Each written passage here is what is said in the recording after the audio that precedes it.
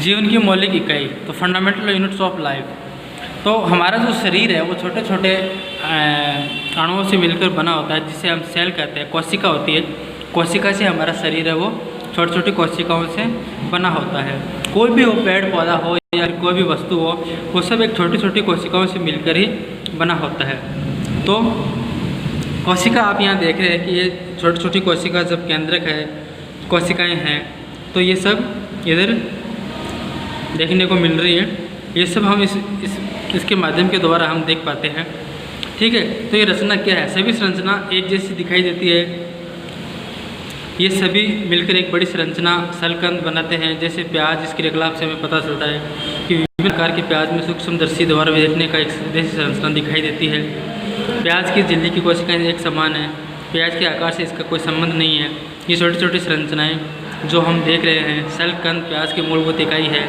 इस संरचना को कोशिका कहते हैं। न केवल प्याज बल्कि जितने भी जीव जंतु हम अपने आसपास देखते हैं वे सभी कोशिका से बनते हैं। कुछ जीव एक कोशिक भी होते हैं।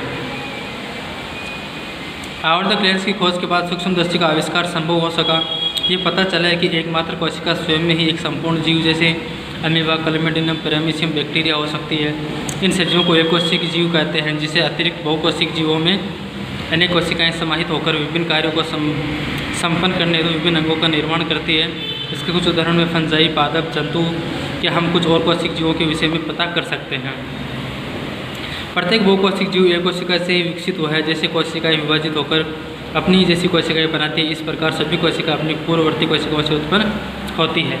तो ये सब कोशिका होती है जो छोटी छोटी कोशिकाओं से मिलकर बने होते हैं।